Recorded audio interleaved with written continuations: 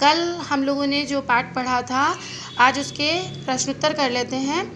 तो सबसे पहले वस्तुनिष्ठ प्रश्न है, इसमें पूछ रहा है निम्नलिखितेषु पदेषु संबोधन पदम न अस्ति। संबोधन पद नहीं है तो भगवती उन्होंने संबोधित किया है, उनको कहा है वागीश्वरी सुर भारती।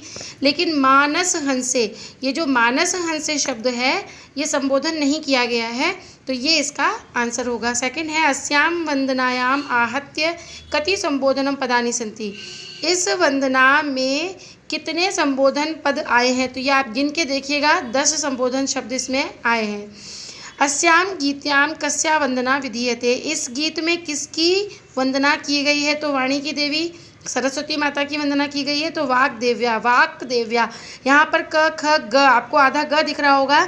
जब आप संधियाँ पढ़ेंगे, व्यंजन संधि अभी आपने नहीं पढ़ी है, व्यंजन संधि में तृतीय वर्ण जिस वर्ग का वर्ण आया हुआ है उसी वर्ग का वो तृतीय वर्ग बन जाता है। यानी इसका संधि विच्छेद जब हम करते हैं तो ये हो जाता है वाक धन देव्या, यानी क ख ग, तो इसमें आधा ग बन जाता है।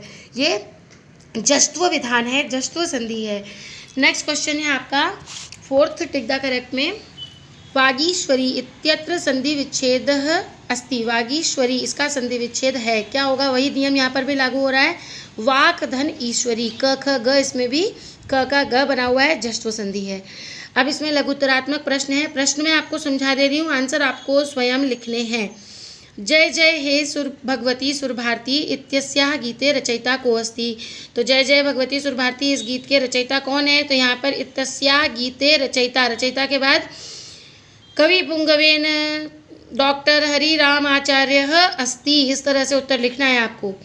कति काव्य रसाः सन्ति, काव्य रस कितने हैं? तो काव्य के रस कितने हैं? 9, यहाँ 9 आ जाएगा। पहले कति को मत लिखना, पहले लिखना काव्य रसाः 9 सन्ति, यानी 9 हैं, ठीक है। केशांचन त्रयाणाम रसानाम नामानि लिखन्तु, इसमें कुछ किन्हीं 3 रसों के नाम लिखने हैं। तो रसों के नाम आपको लिखने हैं, जैसे श्रृंगार रस, विभत्स रस, है ना, करुण रस। तो इस तरह से ये रसों के नाम आपके जो 9 रस हैं उनमें से किन्हीं भी 3 के नाम आपको यहाँ पर लिखने हैं। मानस हंसः इत्यस्य किम अर्थद्वयं कर्तुं शक्यते। मानस हंस, इसमें 2 अर्थ हैं। एक तो मन के हंस यानी मानस रूपी हंस की बात की गई है, और यहाँ पर एक हंस, आप जिस हंस के जो एक जानवर होता है, जो जानवर क्या, पक्षी होता है, उसकी बात की गई है। तो एक हंस वो है। इस तरह से 2 अर्थ यहाँ पर आपको लिखने हैं। सित पंकजम इत्यस्य, इसके पर्यायवाची शब्द लिखिए, सित पंकजम के पर्यायवाची लिखने हैं आपको।